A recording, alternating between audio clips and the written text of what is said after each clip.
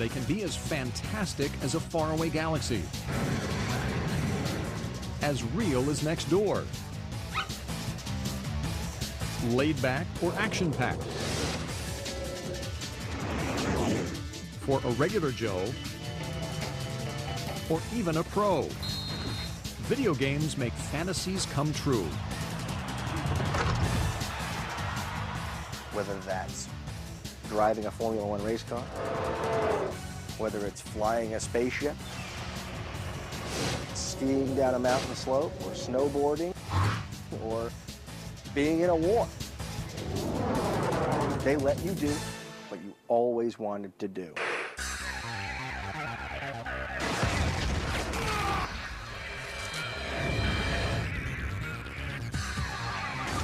On the other hand, they've also been blamed for causing real problems. The ability of our children to access pornographic and violent material on an M-rated video game is spiraling out of control.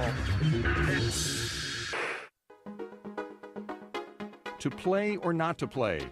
Despite the questions, more and more people are saying yes. This is not a fad.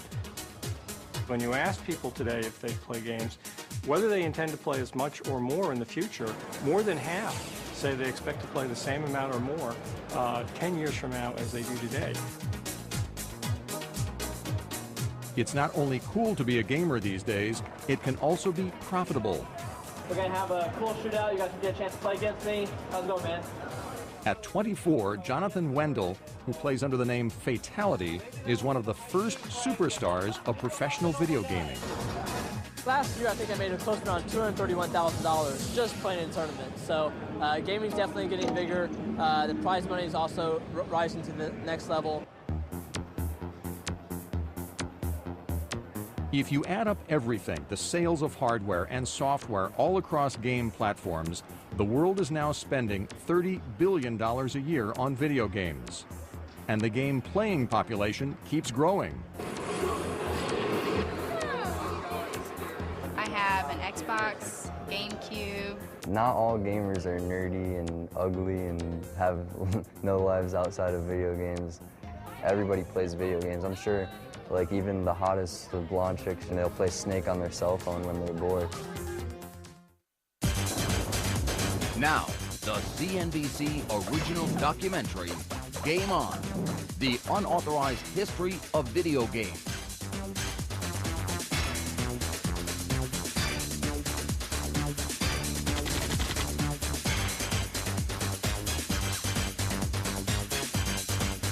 Press start now. Believe it or not, it all began with an atomic scientist. That's right, a nuclear physicist named Willie Higginbotham. In 1958, Higginbotham was working at the Brookhaven National Laboratory on Long Island. Now, a nuclear research lab in the middle of suburbia at the height of the Cold War wasn't exactly a welcome neighbor. But to show its work was harmless, the lab decided to throw an open house. And Higginbotham had a great idea for it. Willie Higginbotham took an oscilloscope. He built a tennis game into it. He called it Tennis for Two. He wanted something that was exciting and juicy for people to see. So he created this tennis game.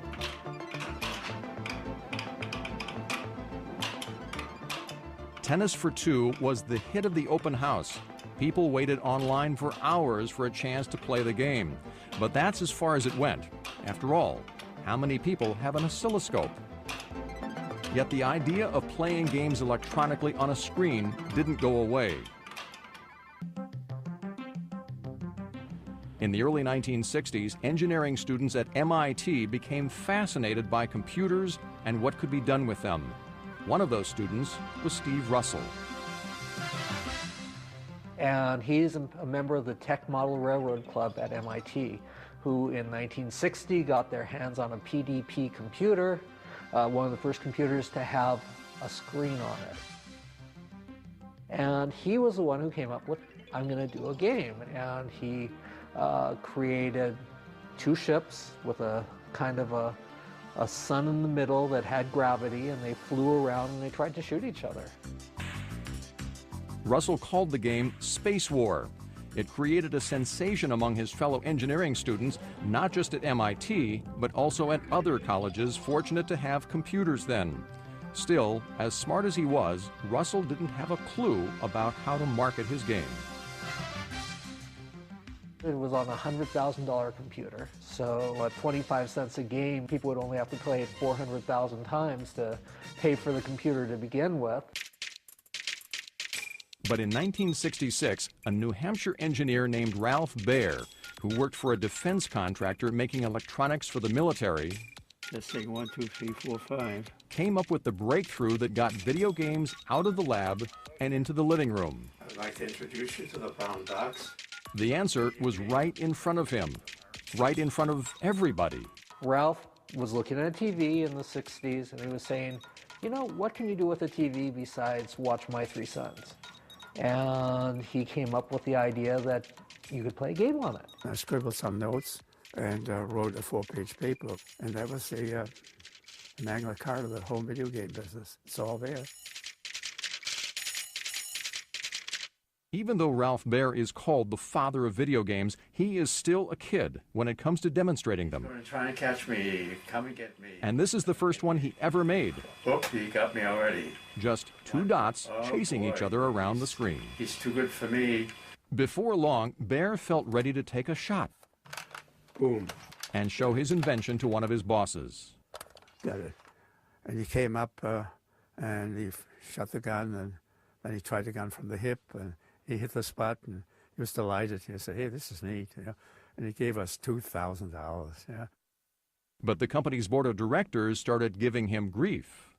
Next thing I know, I'm surrounded by 10 people who look like this. What the hell is this? What's it doing here? But nobody said no. They just said, well, build something that we can license to somebody. Boom, got it. Baer wondered who that somebody would be. He was stumped until he thought of the obvious. The tubes are connected to the chassis is connected to the things you do. It occurred to me, hell, all the parts that are in components, the electronic components that are in my games, are exactly the same parts as those used to build television sets. RCA, Zenith, Sylvania, GE. For 2 years, Baer demonstrated his prototype machine to them all, until finally in 1971, he found a taker in Magnavox. Magnavox presents Odyssey. A year later, the Magnavox Odyssey, the electronic game of the future, made its debut. There was a combination of absolute amazement and total bewilderment. You have to remember that nobody knew what to expect from a video game. People had no concept of it. It might have been the iPod of its day if it hadn't been for Magnavox's marketing mistakes. Right now, when you buy any Magnavox TV. When they first showed Odysseys in television ads, they showed them, of course, in conjunction with Magnavox television sets. And they worded things in such a way that people got the idea that the Magnavox video game, the Odyssey, would only work on a Magnavox set. Oh, that didn't exactly enhance sales. The Odyssey seemed destined for the same technological junkyard as 8-track tapes and quadraphonic sound. If making video games was ever to become an industry, what it needed was not another inventor or computer geek. What it needed was an inventor and computer geek who was also part visionary, part hustler. In a warehouse in Silicon Valley, he was already at work. Coming up, the first video game to become a hit. It took something like a Pong, you know, a nice little wood cabinet with a flat top, and you could put your beer on there to enable people to say, okay, ping pong, I get this. That's next, as Game On continues. The unauthorized history of video games.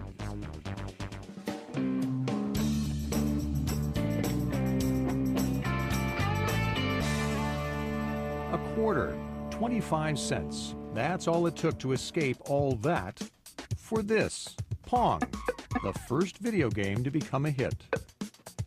It took something like a Pong, you know, a nice little wood cabinet with a flat top, and you could put your beer on there to enable people to say, okay, ping pong, I get this. Nolan Bushnell got it before anybody else. He's the guy who made it all happen, and in the process started an entirely new industry. He was the first one to figure out how to market it. He looked at it not as a novelty, but as a new genre. Remember Space War, the original computer game invented at MIT? As an engineering student at the University of Utah, Bushnell was sneaking into the school's computer lab to play it every chance he got. And as he played, he saw opportunity knocking. Coincidentally, I was manager of the games department at an amusement park, Summers. It was obvious to me that if I had this in my arcades, they'd make a lot of money. Bushnell took the idea with him as he moved from Utah to Silicon Valley to work as an engineer at Ampex. Using spare parts from work and a used television, he built a coin-operated version of Space War in 1971. The result was Computer Space, the very first arcade video game. As beautiful as it looked, it was a dud. It was too esoteric. I mean, it made a lot of money around college campuses. It just made no money at all in a beer bar. Still, Bushnell wasn't ready to declare game over. Instead, he left Ampex and formed a company that would design video games for coin-op manufacturers like Bally and Midway. For the name of his new company, he borrowed a term from the Japanese board game Go, Atari. It means prepare to be attacked. But no one at Atari was prepared for the game that would put the new company on the map. It all started when Bushnell hired a young engineer named Al Alcorn and gave him an exercise to get his feet wet in game design. The idea was to build a video game that was the simplest possible thing you could think of. So I just went to the Walgreens drugstore and bought a $75 black and white TV. Bushnell and Alcorn called the game Pong and installed the first Pong machine for a trial run at this bar in Sunnyvale, California, then known as Andy Capp's Tavern. What happened next made Andy Capp's the Los Alamos, the Cape Canaveral of the video game industry. One day, within the first week, I got a call in the evening saying the machine stopped playing, and could I come down and fix it because I got customers that want to play the game. So I drove down to Sunnyvale and went to see the machine, opened the coin box up, and this big fistful of quarters just gushed out of the machine. All of a sudden, we had a real hit on our hands. All Nolan Bushnell needed now was a workforce to manufacture the game. I thought that the way you did it is you went down to the California unemployment office and you said, send me up some workers. I didn't realize that all you got were drug addicts and dope dealers when you did that. We got some pretty colorful people, some parolees, and yeah, we had some issues, but the company survived those problems and went on to create a kind of a culture that's kind of permeated the valley. We had a very, very young workforce. And we'll see our supplies. We soon found also that they were really more interested in a party than they were in raises or bonuses. And so we would set a quota, and if they hit a quota, we'd have a beer bust on the back dock. We were constantly hitting quota, therefore we had a lot of beer busts. And there was plenty of money to pay for all those kegs. Within a year, Atari was raking in $1 million from the sales of Pong. But along came another company who wanted to take the wind out of those sales. Odyssey by Magnavox. Magnavox and Ralph Baer, the inventor of its Odyssey home video game system, thought that Nolan Bushnell's Pong looked amazingly like their ping pong game. And not by chance. They were able to prove that Nolan Bushnell had gone to a closed Magnavox trade show, that he had in fact even played on an Odyssey. Sure enough, there in the trade show's guest register was Bushnell's signature. Rather than face a lawsuit that could have ended Atari, Bushnell settled with Magnavox. But now Atari faced competition of its own as scores of other companies began making rip-offs of Pong. So the way you stay ahead was to invent the next game. So you'd have that for a while until they copied it. Atari brought out one arcade hit after another. Asteroids, Battle Zone, Lunar Lander, and a game invented by a hippie kid named Steve Jobs. Yes, the Steve Jobs. He really was out there in left field with very strange ideas about diet and water and air and a few other things. But the game that Jobs and his pal Steve Wozniak created became one of Atari's biggest hits, Breakout.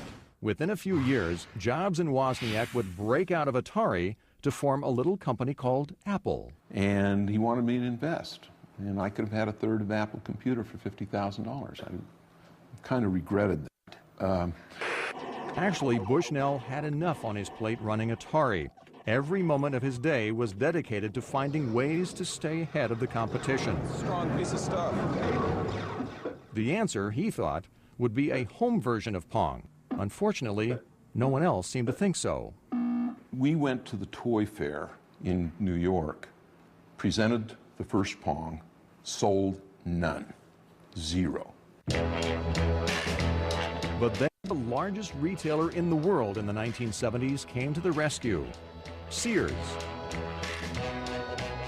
They put the home version of Pong in their 1975 Christmas catalog. 150,000 home Pong machines were sold just during the holiday season alone. Once upon a time, you could give a kid a top and a jump rope for Christmas, or perhaps a small doll. Not anymore. Within a year, there were 75 companies making their own home video game machines. To stay ahead of them, Bushnell had an idea for a state-of-the-art game console that was actually a computer. What he didn't have was the money to manufacture it. I did a calculation how much it was going to cost me to raise the capital and the uncertainty. And I felt that the best thing to do was to sell the company. And so, in 1976, Bushnell sold Atari to Warner Communications for $28 million. We thought Warner Communications understood the hit business, the hit music business, the hit movie business, and would understand that some games don't work and some games do. So that was the choice. At the time, it seemed like a great deal. At first, everything at Atari was the same. As chairman of the board, Bushnell was still coming up with new ideas. Like a chain of restaurants where kids could play video games. Yes, Nolan Bushnell is also the father of Chuck E. Cheese. Children the world over are the same. They like fun, food, entertainment, and games. It was a secret trick to open up new locations to sell more video games, is what that was about. Absolutely brilliant. Worked great. Except the pizza was never very good. The engineers didn't make very good pizza. But the honeymoon between Warner Communications and Nolan Bushnell ended quicker than you can say pepperoni, especially after Warner brought in a former textile executive named Ray Kassar to keep an eye on its new company. By then, Atari had brought out its new game console, the VCS, also known as the 2600, the machine that was supposed to keep the company on top. But after a slow start, Bushnell lost faith in the VCS and tried to get Warner to drop it. I basically told them that they were a bunch of idiots, and you don't say that to executives. So they said, you know, Nolan, we're tired of you. Go away. In 1979, Warner Communications fired Nolan Bushnell and replaced him with Ray Kassar. Mr. Kassar was quoted as saying how to handle these engineers. He says, oh, I'm used to them. I worked at Burlington Industries, and they're just like their product fashion designers, high-strung prima donnas. I know how to handle them. They're a dime a dozen. Well, within a week, we had a T-shirt made that said, I'm just another high-strung prima donna engineer at Atari. Atari was only as good as its engineers, the geniuses like Alan Miller and David Crane, who created the hit games that drove earnings. And they thought it was about time they got recognition for their talent. All the work was done by just one person, all the graphics, all the music, all the sound effects, all the programming. Our best engineers were getting paid $50,000 a year, and they could see that their work that one guy could make in 3 months was generating $20, $30 million of revenue. And they said, I want a piece of that action. Not only did they not get a piece of the action, they hardly got any credit. What specific games have you designed? Well, at Atari, we don't really like to talk about who designed what. Why not? Well, because we like to make the game the superstar as opposed to the programmer. Why shouldn't you get credit if you design the game? Well, because it is a corporate product. Okay, these are games by Atari, not games by Steve Wright or some other person. One of the guys said, we can get 4 programmers off the street for the kind of money that you're asking for. It was the final straw. Alan Miller and his fellow designers quit Atari and started their own company, Activision, to make games that would play on the VCS. In its first year of operation, Activision made a profit of $13 million. Pretty soon, other engineers were also leaving Atari to start their own third-party software companies. The video game boom was on. But in it were the seeds of an even bigger explosion that few, if any, in the industry would survive. Coming up, a Japanese import storms the U.S. Pac-Man was on the cover of Mad Magazine and Time Magazine. I mean, Pac-Man was everywhere. But for the video game industry, trouble was lurking just around the corner. That's next, as Game On continues.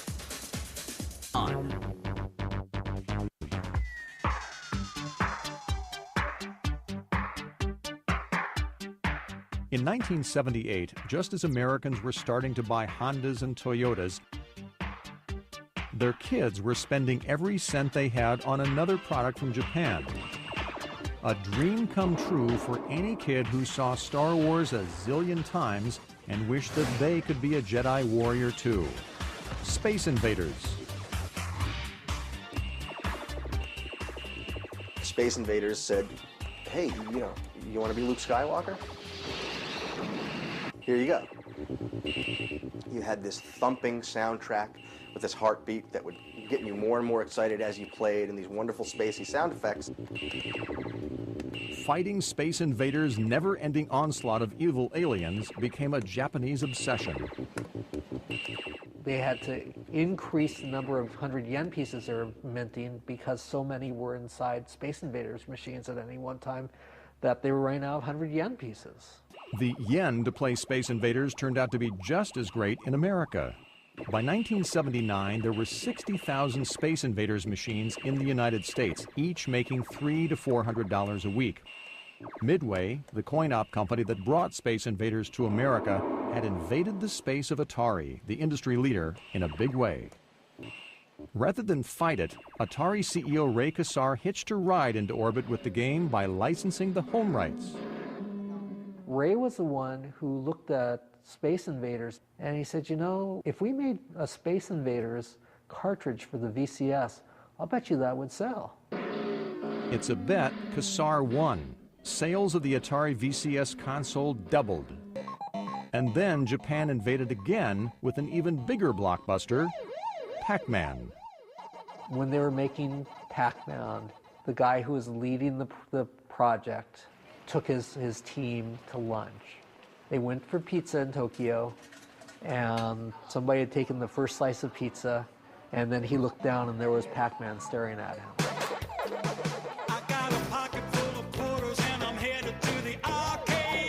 Japan had started a global epidemic.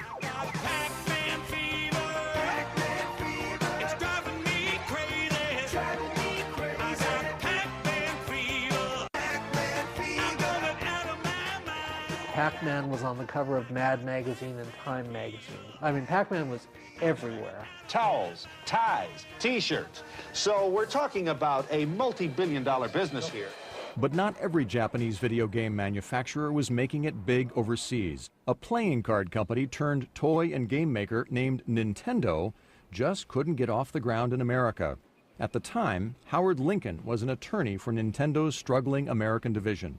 They had a huge inventory of coin-operated video games, Radar Scope, which was the name of the game, which were not selling.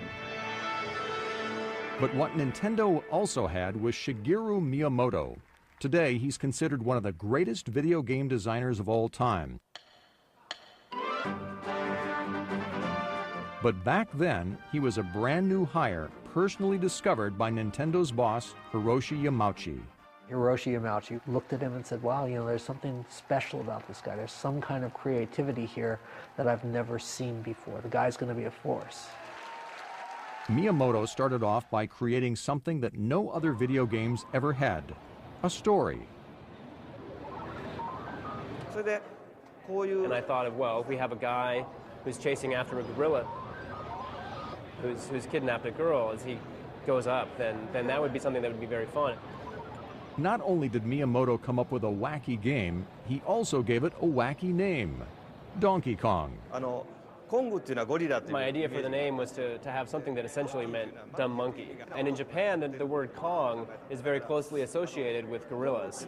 And so we took that, and I had, from somewhere or someone, heard that in English donkey means dumb. And so actually the name came about perhaps because of my somewhat limited English abilities at the time. But Donkey Kong's popularity was unlimited. It became the most popular game in the world after Pac-Man, and Nintendo's first hit in America.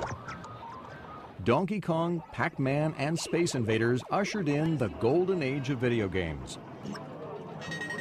By 1981, Americans had dropped 20 billion quarters into arcade machines. But no golden age lasts forever, and this one ended the way it began, with another alien from outer space. The year was 1982. E.T. was the blockbuster movie of the year. Everybody wanted to cash in on the E.T. craze, and the video game industry was no exception. Hey! Mr. Intellivision. Before long, there was Henry Thomas, the young actor from the movie, starring in commercials for Mattel's Intellivision game system. Steve Ross, the head of Atari's parent company Warner Communications, had an even bigger plan for exploiting the extraterrestrials' extraordinary popularity. He wanted to get Steven Spielberg to come make movies for Warner Brothers instead of just being with Universal, where he was with Jaws and E.T. Yeah, great. Good. Print that one. And to show that he could, pardon my language, so he could piss with the big boys, he said, I'll tell you what, I'll give you $25 million for the licensing fee to license E.T. for the Atari VCS. When Spielberg said okay, Ross ordered Atari to have the game ready by the start of the Christmas shopping season. There was only one problem. That favorite time of year for the kids and their retailers was only 6 weeks away. And, you know, of course, the game was terrible. It's remembered as one of the worst games of all time, and deservedly so.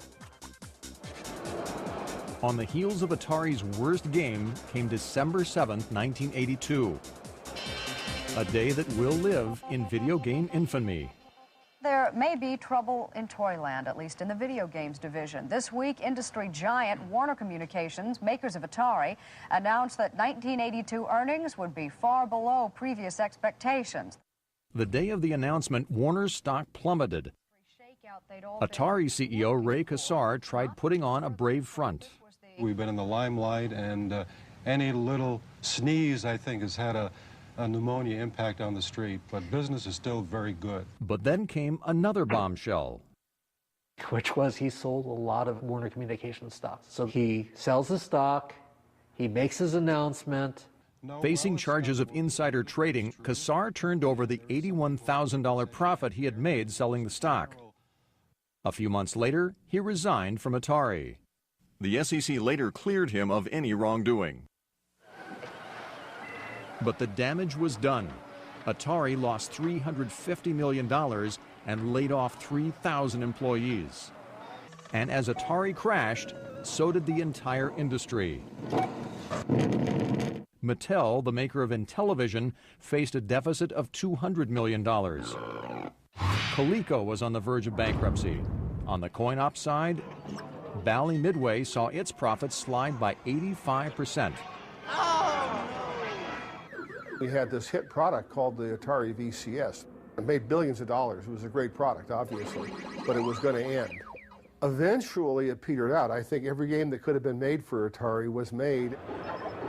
And not all of them were hits. There were a tremendous amount of bad games being made. There were also some very good games being made. But when the market is flooded with an inferior product, you can only burn people so many times. According to legend, and very well verified legend, Atari took millions of games that just they could not sell. They put them on some trucks, they drove them out to New Mexico, they dumped them in the desert. With Atari's 18-wheeler funeral procession, the golden age of video games was laid to rest. There were no survivors. Or so it seemed.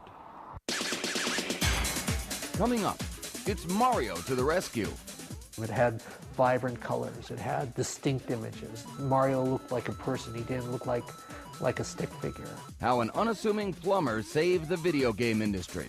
Next, as Game On continues. Now, back to Game On. By 1985, video games were history.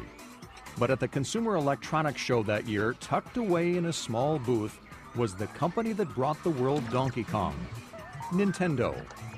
The Japanese game maker was exhibiting its latest product, the Famicom, a video game console. The video game business may have died in America, but it was alive and well in Japan. In fact, Nintendo had sold 3 million Famicoms there.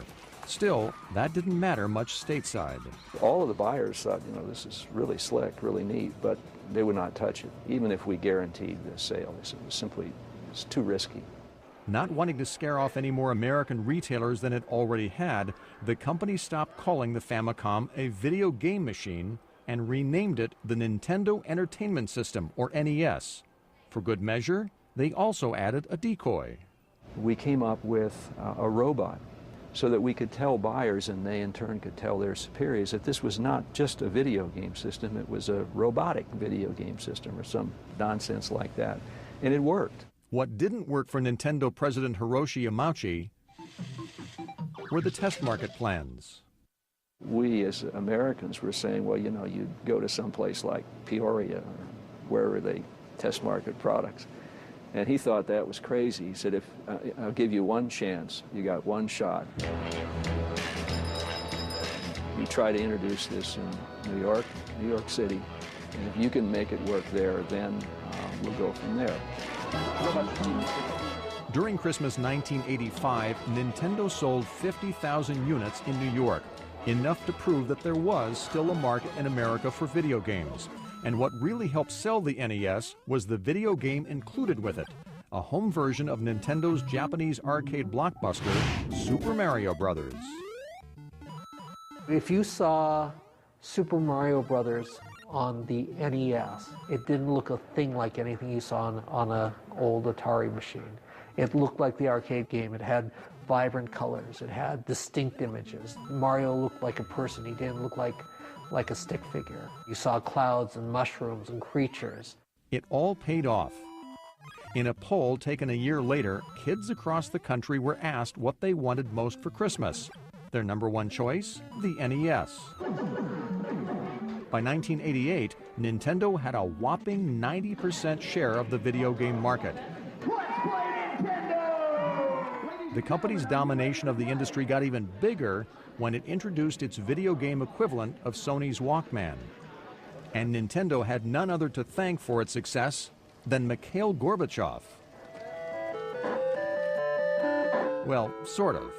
Right at the end of the Cold War, a Soviet computer engineer named Alexei Pajitnov created a puzzle game called Tetris. When the Iron Curtain lifted, Nintendo got its first look at Tetris and started talking rubles. And we knew that that could be the killer game on Game Boy, the launch title. Even with that tiny monochrome screen on a Game Boy, you could show the blocks very efficiently for Tetris. You could distinguish, you know, the shapes and everything, and it was perfect. It was the perfect coupling. Thanks to Tetris, Game Boy became an instant hit, selling 32 million units in its first 3 years. Nintendo seemed unbeatable. There is a new addiction in America. Nintendo video games, more than a pastime, more than a passing fancy. For many, a kind of narcotic. But at that very moment in time, Nintendo's days as the only game in town were numbered. A new generation of kids were ready to play games again. Those who had played wanted to come back in. Sega saw this and said, there's room for more than one player in the market. If Nintendo can do it, Sega can do it. A veteran executive of Coleco, Mattel, and Atari, Michael Katz became president of Sega's American division in 1989, just as the company was about to roll out the Genesis game console to replace its unsuccessful Master System. When I joined Sega, I was told that the only Japanese I would be expected to know was the phrase Yakumandai. And I said, that's interesting. What does it mean? And I was told it meant 1 million units. So that became my marching orders. That became the prayer that I was supposed to give every morning when I woke up and every evening when I went to sleep. Genesis puts you in the game with the... To help answer his prayers, Katz went after athletes like Joe Montana to star in games for the Genesis. And he initiated a no-holds-barred ad campaign. We had to do something drastic. We had to hit hard. We had to go after that 90% of the market. It was Nintendo. What Nintendo? By 16. Unfortunately, Genesis didn't do as well in America as Sega Japan had hoped. Ultimately, we only did half a yuck when I was at Sega.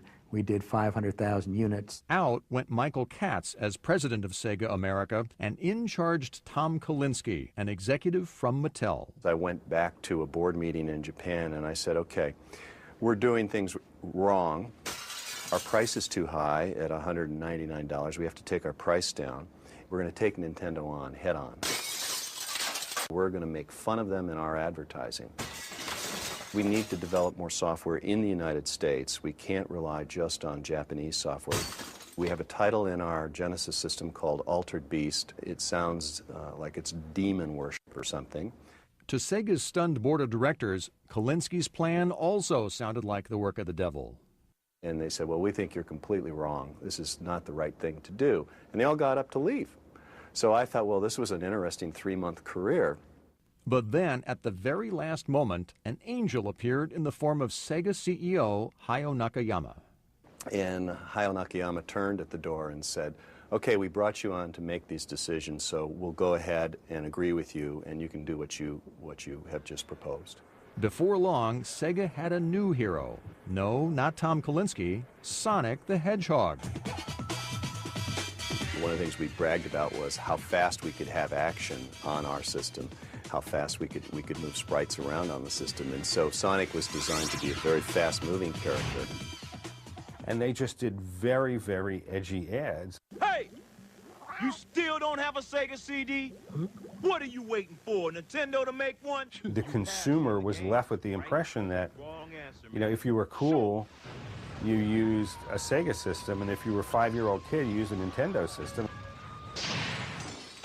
All of a sudden, the share started going up, and we went from, you know, literally single-digit share to double-digit share to 20% share to 30% share. At that point, I knew we had arrived. Yakumandai, 1 million units, was no longer a prayer. It became a reality several times over. By 1992, Sega had captured 55% of the console market. Sonic had beaten Mario, and while the Plumber and the Hedgehog would challenge each other to rematch after rematch, lurking in the wings was a giant who would ultimately trample them both. Coming up, a new player in the video game called PlayStation. Sony was saying, look, this is going to replace the PC. It's going to replace the DVD player. But another technology giant had other ideas. That's next, as Game On continues. Game On continues. In the 1990s, more and more people were discovering that personal computers were also fun game machines. And when computers started coming equipped with CD-ROM drives, the gameplay got even better. You know, the game of the year has always been a board game, and this year it's not. The CD-ROM game Myst sold over 1 million copies. It's like a novel in which you are participating. And pretty soon, Nintendo wanted CD-ROM drives for their very own. Nintendo and Sony began exploring a partnership. It seemed like a match made in heaven. Nintendo, the savior of the video game, and Sony, pioneer of the compact disc, joining forces. The plan was for Sony to provide an add-on CD-ROM drive to the NES console. But then came the prenuptial agreement. Sony wanted the rights to all the software that was made for it. It was on their format, and they wanted control of that. Nintendo became very suspicious. They saw themselves as kind of handing over the keys to the kingdom to Sony. So Nintendo secretly began talks with Philips, the European electronics company that had co-created the CD. Sony didn't have a clue. Sony held a press conference and they said, yes, we're partners with Nintendo, we're building this PlayStation. The next day, Nintendo came out with Philips and said, no, we're partners with Philips. Hell hath no fury like an electronics giant scorned. Sony decided to make the PlayStation console on its own and went on the offensive, stealing away software makers who had been developing games for Nintendo. For game publishers, it was good business. A Sony CD-ROM was cheaper and faster to program and produce than a Nintendo game cartridge. It took a lot of time to actually manufacture the cartridges. So if you had a hit game, you will obviously want to sell more. The only problem is you can't get those cartridges into the stores for another 3 months because you had a very long lead time.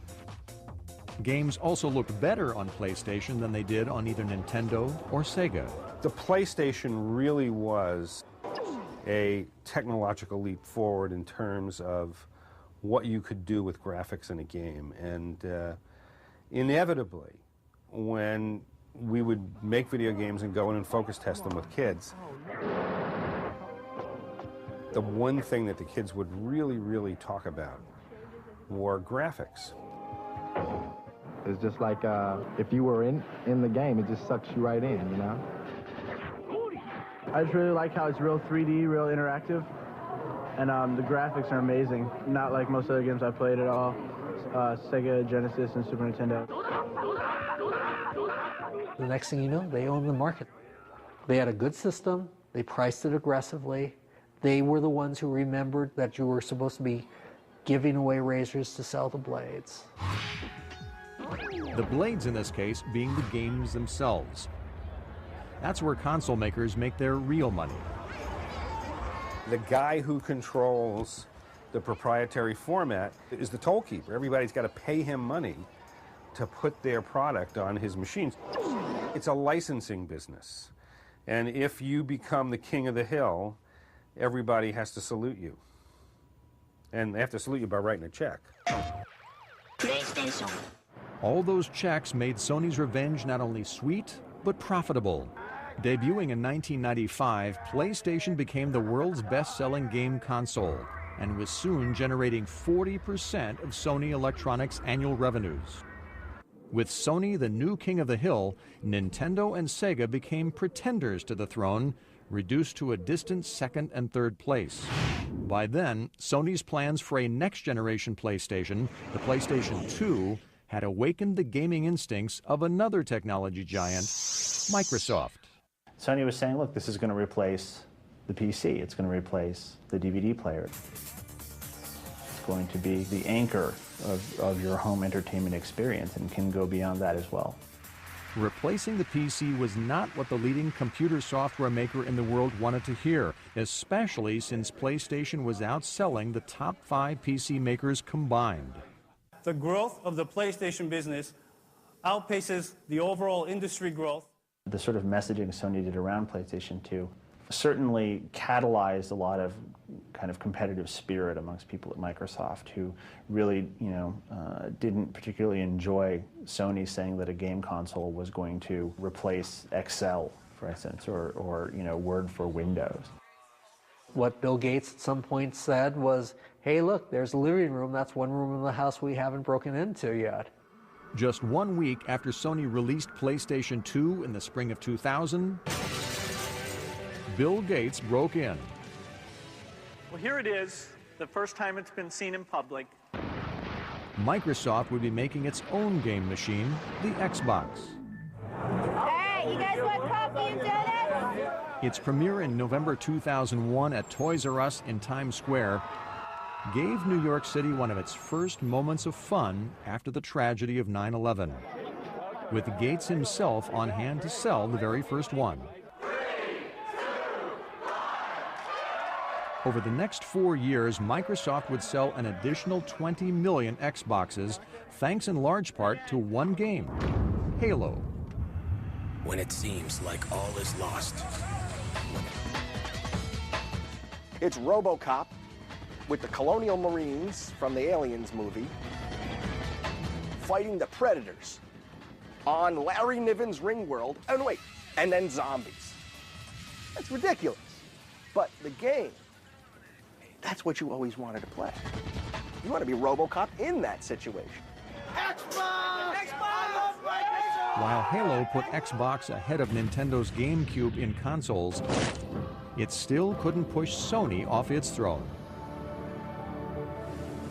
Since introducing Xbox and its successor Xbox 360, Microsoft has lost $4 billion in its attempt to enter the living room. It doesn't matter to Microsoft that the Xbox division lost money every single quarter, 4 quarters a year for 4 years. Didn't matter. They were pleased because of the way they saw it. They walked into a market where no one took them seriously. And the next thing you know, they were a player. That was in the console market. In the handheld market, the king of the hill remained Nintendo with its introduction of the DS system in 2004. The simplicity is in the interface. It's a pen. Everybody knows how to use a pen. My 3.5-year-old boy knows how to use a pen. User-friendly also became Nintendo's strategy for regaining a larger piece of the console market in 2006 with its Wii system. Nintendo said, okay, we're going up against Sony and Microsoft here. Let's not try and do what they do well. Let's try and do what we do well, which is to make really great, really complete experiences with style and that people want to play. And so the game behind the games continues. After much delay, Sony announced it was finally ready to release PlayStation 3. The most interesting thing about the video game business is that each 4 or 5 years there's a new hardware system, so there's a complete reshuffling of the deck. Market shares don't change by a couple of percentage points, they change by 20 or 30 or 40% every 5 years. It's a horse race. People have their favorite horse. You know what I mean? A lot of people have a dog in the fight. A lot of people are going to make a lot of money, and a lot of people are going to lose a lot of money. As in the pioneer days of Atari and television and Coleco, one fact remains true. A game machine is only as good as the games created for it. Next, behind the scenes at the world's largest game publisher. So these are some bird tweets. Ball going in the cup. How'd they do that? We'll show you next as Game On continues. Now, back to Game On, the unauthorized history of video games. It looks like a college campus a week after finals, but don't let the laid-back, chilled-out setting fool you. This is headquarters of the NFL. Launches it deep to the left. The Mafia.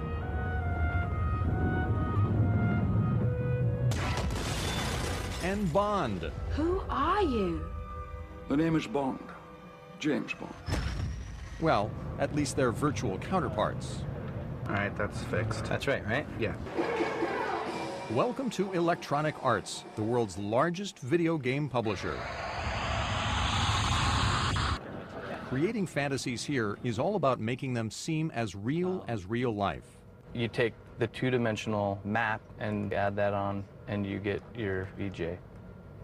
In EA's Tiger Woods PGA Pro Tour, it's par for the course.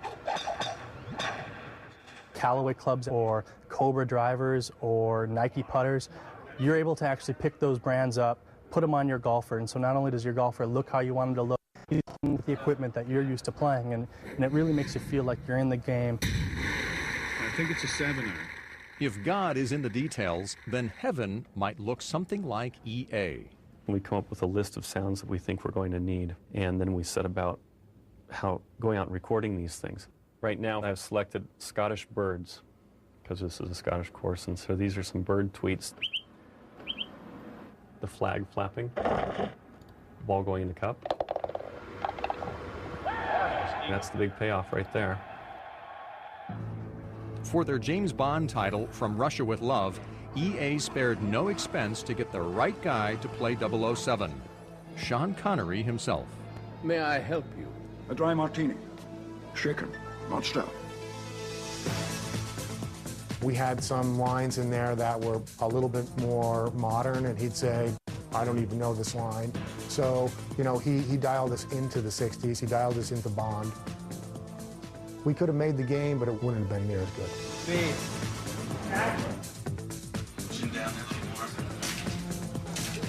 Bringing Hollywood showmanship to video games has been part of EA's style since the very beginning.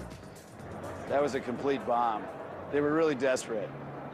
That's not just any gamer traveling down memory lane. That is Trip Hawkins, the founder of Electronic Arts. Even as a kid in the pre-Pong years, Hawkins was a game player. I'd want to play games with my friends, but they would want to watch television. And when I first heard about computers, I thought, aha, if we put the game in the computer, we can actually make it look and feel like television, but then it'll be a truly interactive experience where you're really there and you're part of the action. The only problem was it was the 1970s, and Hawkins had to wait until computers caught up with his ideas for them. And I thought, okay, well, how many years is it going to take before there's enough computers in the home that I can make the games that I want to make? And I decided that if I waited until 1982, that would be long enough. And that was 7 years away. He used the time wisely, working as director of product marketing at a new company called Apple. Hawkins carefully observed everything, especially the software designers.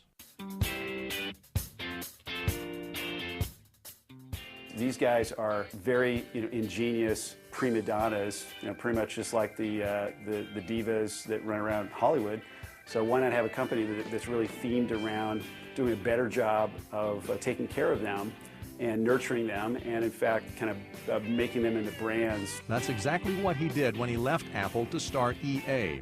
Inspired by the music business, Hawkins packaged his designers' games with covers that looked like record albums. They sold well, but the star power of game designers never shined as bright as, say, Mick Jagger's. Hawkins thought, why not get a real celebrity to star in a game? And what celebrities could be bigger than pro athletes? And I thought we could do one-on-one basketball, and we can draw 2 basketball players. And then it was just obvious to me immediately it had to be Dr. J and Larry Bird. Released in 1983, Dr. J and Larry Bird Go One-on-One was a smash. But what Hawkins really wanted was a full team sport, a football game featuring coach and commentator John Madden. But at the time, having 11 players on each team like a real game was technically impossible. Hawkins, however, wouldn't give up on the idea. It took 4 years, and it became known in the company as Trip's Folly.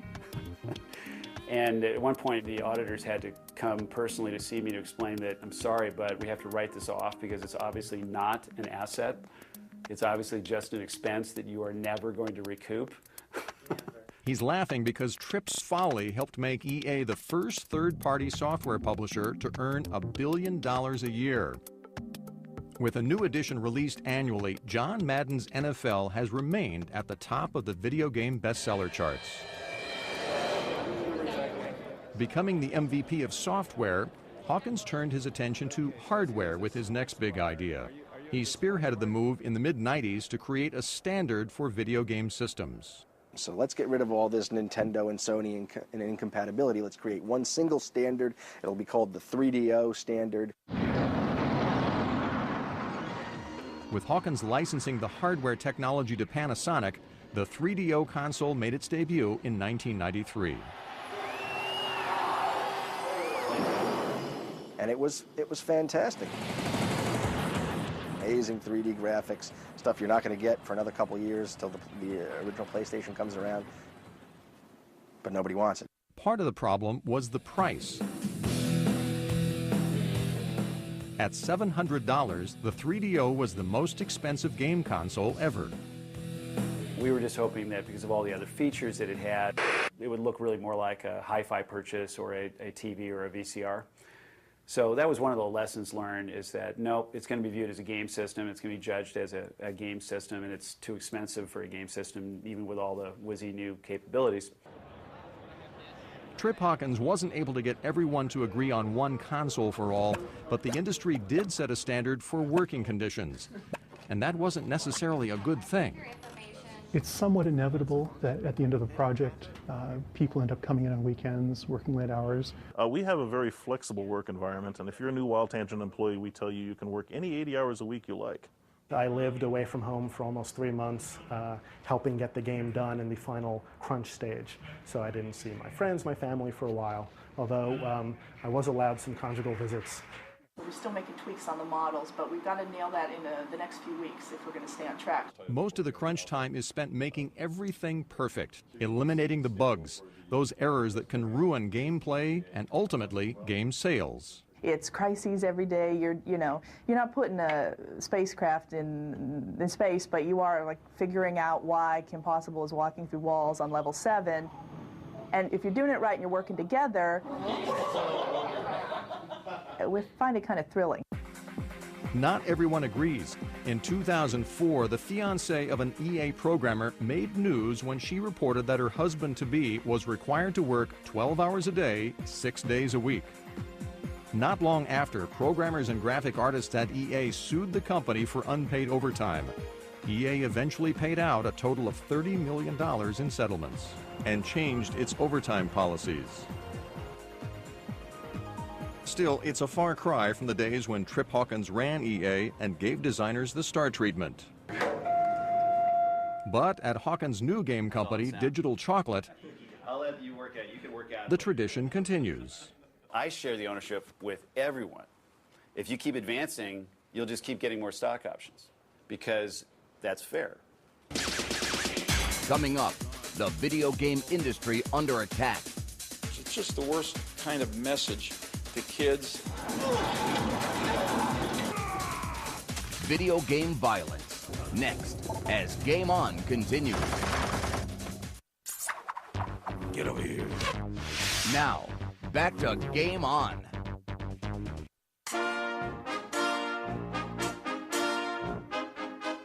A little over 100 years ago, in one of the first movies ever made, a cowboy aimed his six-shooter right at the audience and fired away point blank. Obviously, violence in the media is nothing new. But video games are different.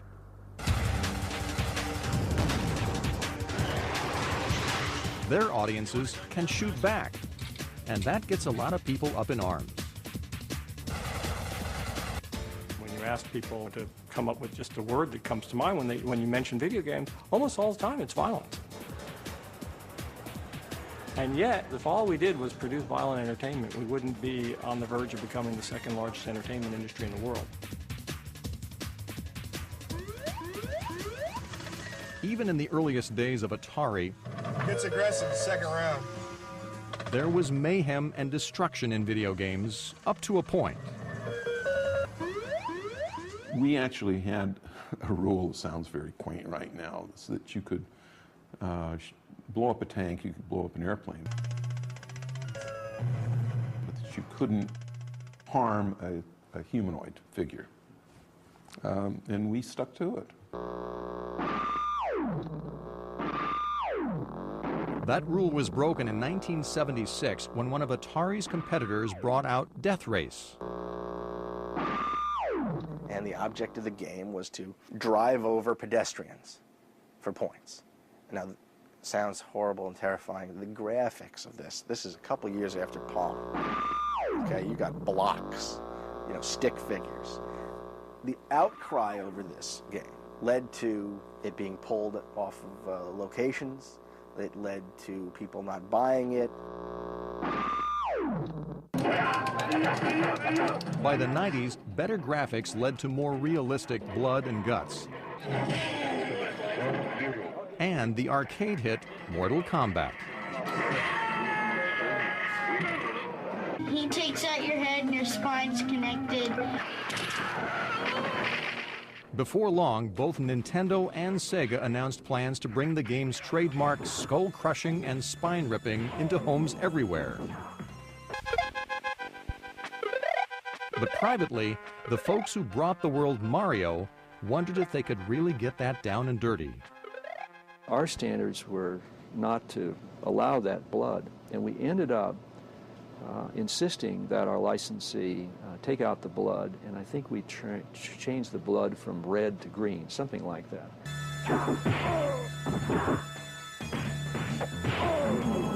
Sega, meanwhile, said, "Hey, we got the real stuff, the real red blood."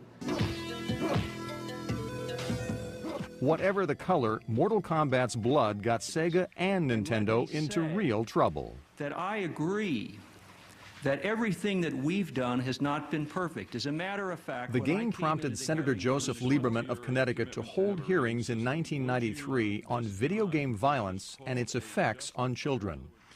I know that one place parents want us to draw the line is with violence in video games. This morning, the Software Publishers Association, with the government breathing down its neck, the industry decided to police itself, announcing the formation of the Entertainment Software Association and a game rating system. We provide empowering information that allows consumers to make informed choices. And we do it more comprehensively than any other entertainment industry does in terms of providing both content information and age guidance right on the package. Would you... But the same week the hearings began, video game gore and violence were raised to new levels with the debut of Doom, the sci-fi horror title that established the first-person shooter genre.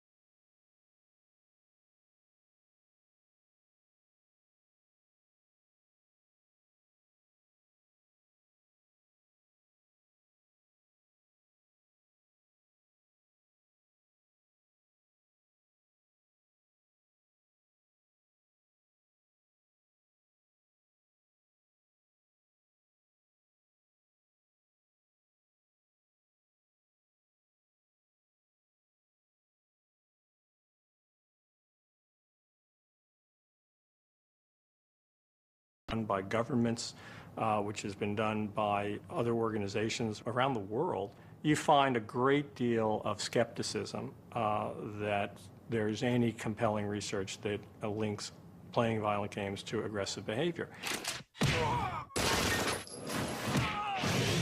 But even industry veterans wonder about the effects of playing violent video games.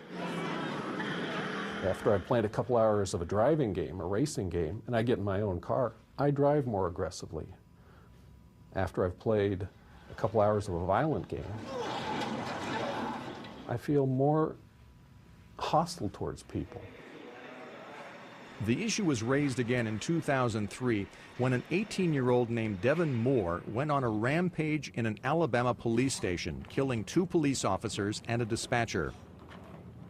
After he was captured, Moore reportedly said, quote, "Life is like a video game. Everyone's got to die sometime," end quote. Convicted in 2005, Moore, it turned out, had been playing one game day and night for months, the bestseller Grand Theft Auto.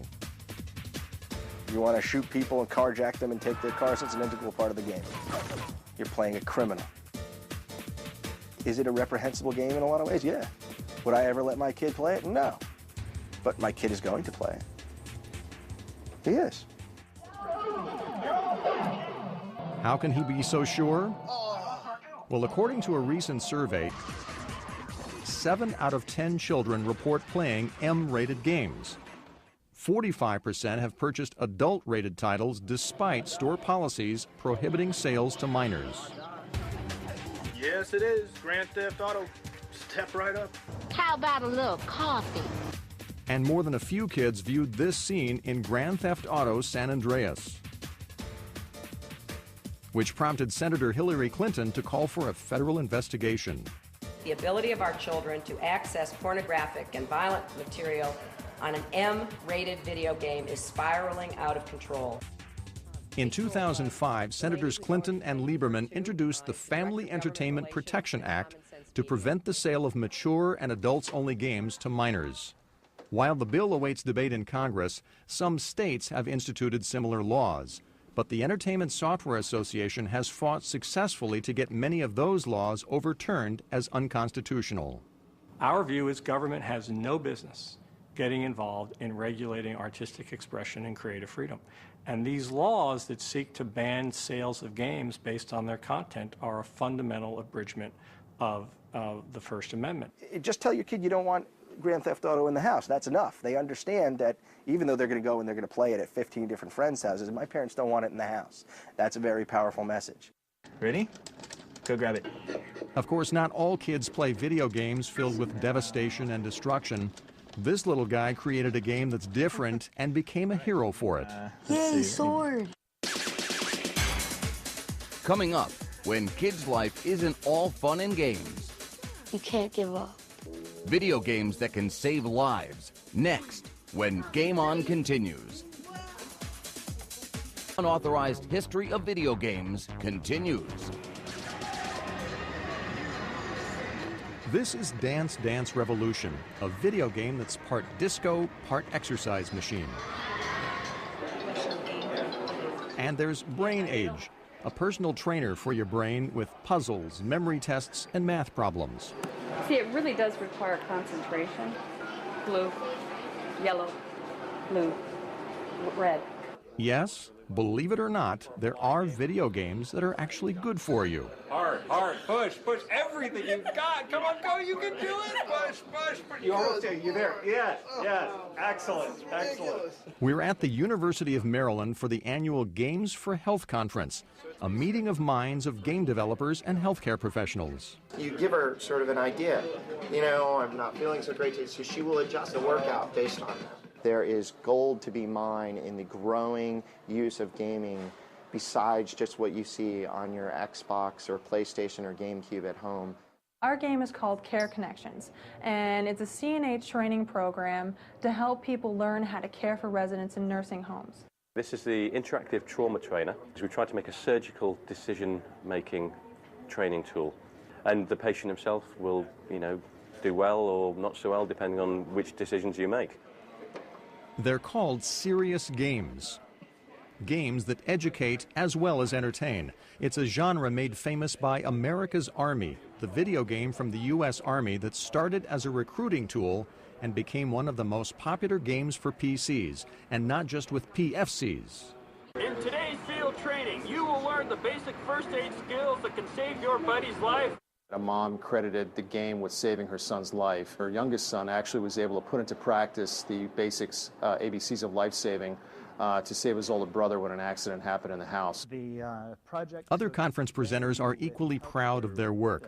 LucasArts software designer Eric Johnson created some of the Indiana Jones video games.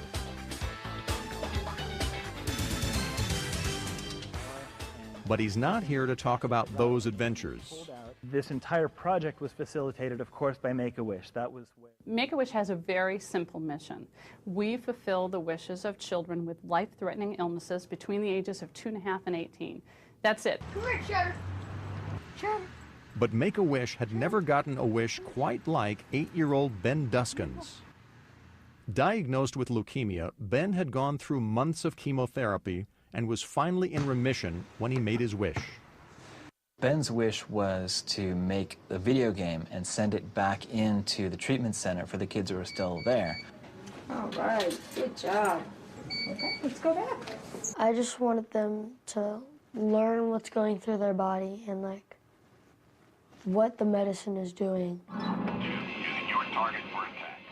Every Tuesday we went to LucasArts and we worked for about 2 hours saying, okay, what should we do here? So he got ideas and I got ideas.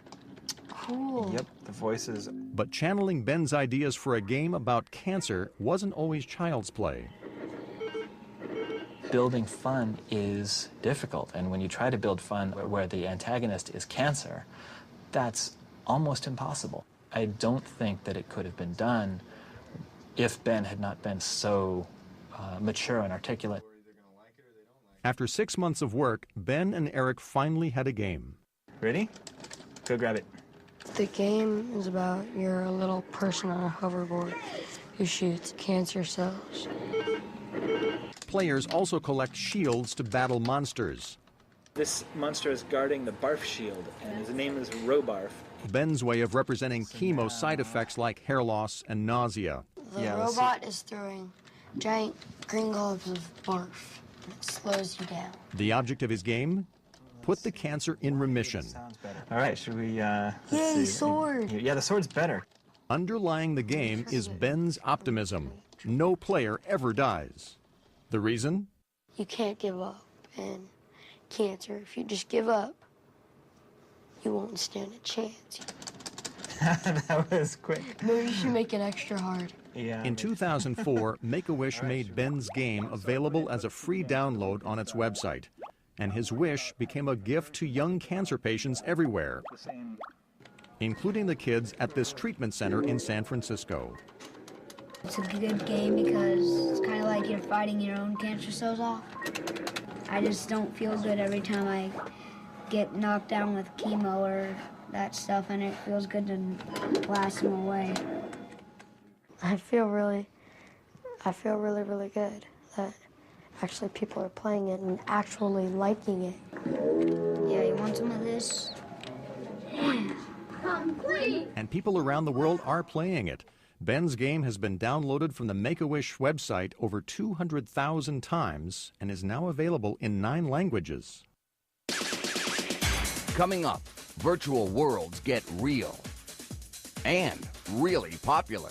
A lot of people have always wanted to be somebody else. And you can create whoever it is that you want to be there. That's next as Game On continues. Game On. The unauthorized history of video games continues. Whether it was Barbie or G.I. Joe, girls and boys have always played with some sort of doll. But in the past few years, they've been putting them aside for a video game, one that grown-ups love too. In fact, they've made it one of the best-selling games of all time, The Sims. The Sims is really kind of a, in some sense, a dollhouse come to life.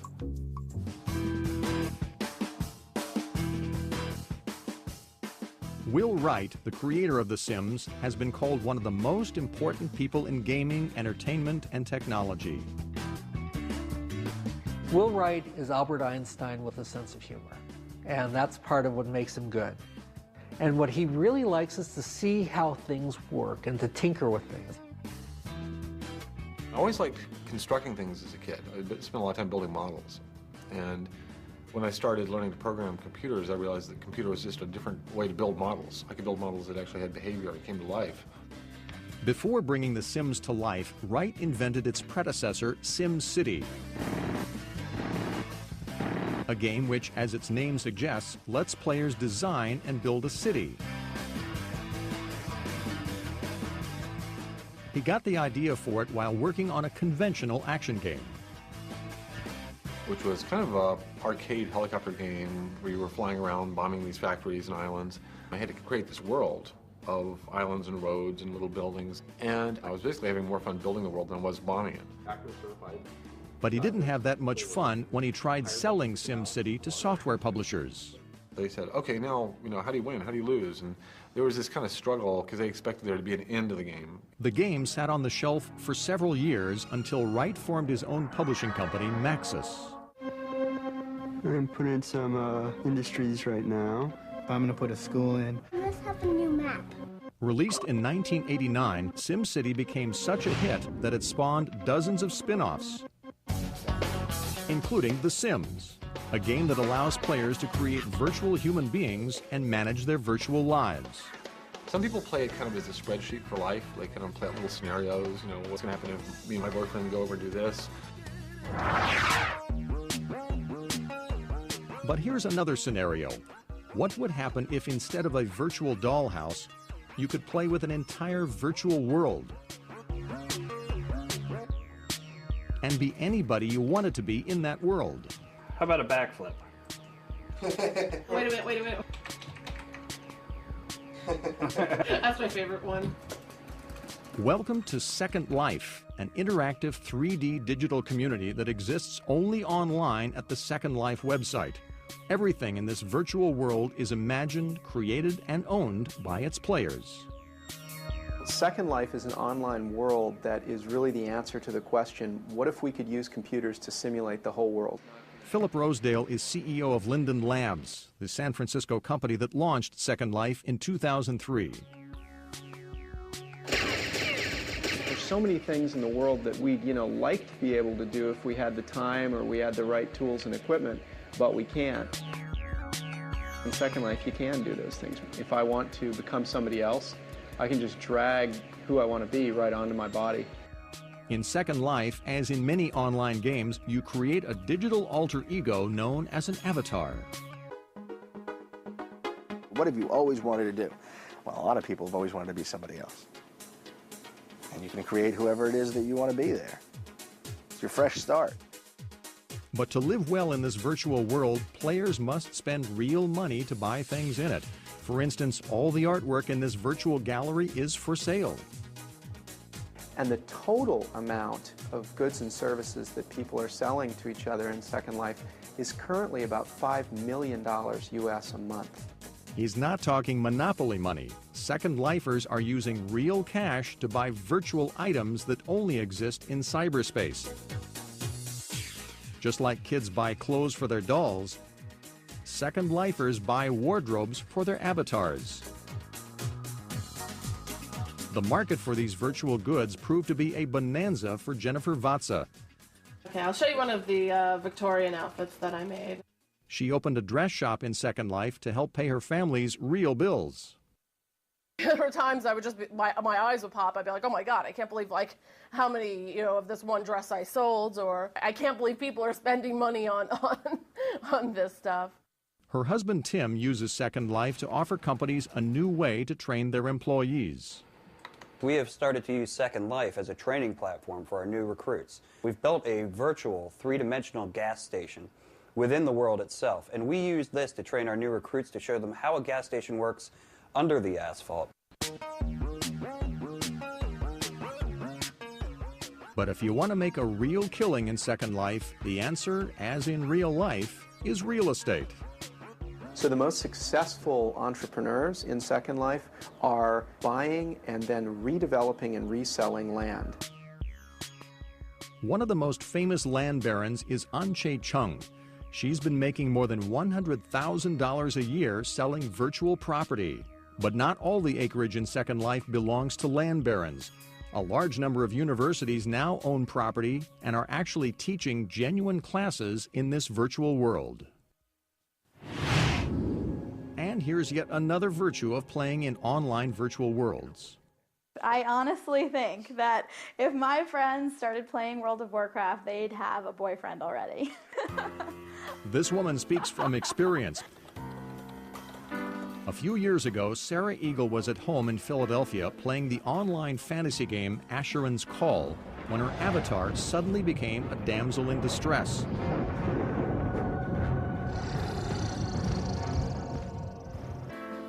But among the thousands of other players also online in the game was Chris Lai in Seattle. Someone was yelling for help that, oh, I'm trapped in the Dungeons and Shadows, I'm lost, I don't know how to get out, and I'm probably going to die if nobody comes down and helps me out. He was there about 10 minutes later, and he saved me. Sarah and Chris started talking and kept talking over the next several weeks. Oh, I wonder what kind of bird that is. It wasn't long before she said something like, oh, well, if you're not doing anything, in December, why don't you come out and visit me? And I was like, sure, what the heck? They had such a great time that Sarah decided to move to Seattle to be closer to Chris. It wasn't long before wedding bells rang. My Prince Charming! Oh, God, don't use that. Incoming Fire Lord. And they've continued to game on happily ever after, playing the online hit, World of Warcraft. Oh, I crashed. Coming up, visions from the visionaries. It's only really now that we're kind of reaching the zenith of this video game culture. And so we are living in the video game world now. New worlds to conquer. Next, as Game On continues. To Game On. What the video game industry demands more than anything else these days is more money, especially with production budgets reaching $10 million and above for a single title. You're getting into Hollywood realms of financing. It's even worse than Hollywood in the sense that you don't get the second and the third and the fourth bite at the apple. You don't have the cable sale, the DVD sale, the foreign sale, the TV sale. But one extra slice of revenue that has come to the video game industry is in-game advertising. Mitch Davis is the CEO of Massive Incorporated, the leading company in the field. We do billboards, posters, and the typical type of outdoor advertising that you see within the virtual world. Consumers have been raising their hand for years for authenticity. If you can think of how bizarre it would be to watch NASCAR and not see a logo on a car, it wouldn't be real. For advertisers, it's an opportunity to reach an elusive audience. Men 18 to 34 had stopped watching television and moved increasingly to video games. Now they're playing games 2 hours a night. That's 4 times as much as they're watching television. So if you're Coke or McDonald's or one of the big movie companies and so forth, then you need to be in video games. Besides advertising, another way to earn more money is to get more players. To Sims creator Will Wright, the key to the industry's future is to move beyond the guy gamers who play all the time. We've been catering to a hardcore group for the most part over the life of this industry. And those people, were expecting the games to get deeper and deeper, and it was a 10-hour experience, then it was a 20-hour experience, then 40 hours. But I think that as we hit the mass market, we're getting a lot of more casual players coming into the market. They want something that they can pick up and play for 10 minutes, 20 minutes at a time, put down, pick up again later. Games need to become a little bit more flexible in terms of the type of players that they entertain. Wright believes the solution is allowing players to build their own game worlds, which is exactly the premise behind his newest game, Spore. Spore enables you to play in your world, create your own world, create a species, and get them to a point where they leave their planet. And then once you leave your planet, you connect to the internet of a universe of other planets created in the exact same way, and you get to go explore other people's planets. Players love making this stuff if we give them powerful enough tools. To them, that's as enjoyable as the game. And if we can basically give the players that role, they become co-developers with us. In the game industry's ideal world, everybody would have a video game device. The truth is, that world is already at our fingertips. The suitability of the cell phone as a video game deployment platform is just spectacular. And as the screen technologies increase and the memories and the hardware in those things increase, that's going to be a dominant form of video game delivery because it's with you all the time. The founder of Electronic Arts, Trip Hawkins, is a firm believer in mobile gaming's potential. In 2003, he formed a new company, Digital Chocolate, to develop software for cell phones. The ongoing challenge for Hawkins is convincing phone companies to move beyond tried and true games. Because they seem to think that, well, hey, you know, Pac-Man was created 30 years ago, and that may as well be the best thing ever for your mobile phone. And I'm thinking, well, how could that possibly? That's a little like saying Gone with the Wind is going to be the best thing ever that you're going to see on a DVD. Hawkins' company has developed technology that allows cell phone gamers to not only play solo, but also to compete against each other. We think of it as a first-rate platform that's a completely new kind of platform, and you have to look for what's unique and different about it. So far, one of the most unique things about mobile gaming is who's playing. Women. And they're not just playing on cell phones. According to the Entertainment Software Association, more adult women play video games than boys 17 and under. And while the game industry itself is still male-dominated, there are exceptions, like Toby Solnier. After developing over 60 games, Solnier decided in 2005 to start her own development company in upstate New York. Within a year, she had 35 employees and 4 titles in the works for Nintendo. And the secret of her success? It's a game. So in the same way that, you know, people working in the company are working on making a game, I like working on making the company and trying to solve all those problems and pull it together. And that's really what I'm focused on creating. And I get just as much excitement out of doing that as you would get out of making a game. If you're like that, then this is a great industry because there's always challenge out there. And always, dreamers, inventors, and hustlers to overcome those challenges. After all, the video game business was founded by visionaries. But even those pioneers are astounded by just how big the industry has gotten. When I did video games, it was one engineer sitting at a table for a few months, controlling everything. Today's video games, I could no longer do those, and I could make a movie. You know, it's a completely different world. Who knew what would happen to electronic technology? Could you begin to think of what a microprocessor was going to do to the business in 1966, 67? That wasn't even a word, never mind a reality. I envisioned it becoming large. I don't think I ever felt that it would be larger than the movie industry, theatrical tickets. I don't think I ever foresaw that. One thing, however, is clear. Video games paved the way for the interactive technologies that we now can't live without. The internet, the iPod, even ATMs. It's only really now that we're kind of reaching the zenith of this video game culture where everything must be interactive and everything must have some level of interactivity or ability for it, or it's quickly becoming a dinosaur. And so we are living in the video game world now. Game over.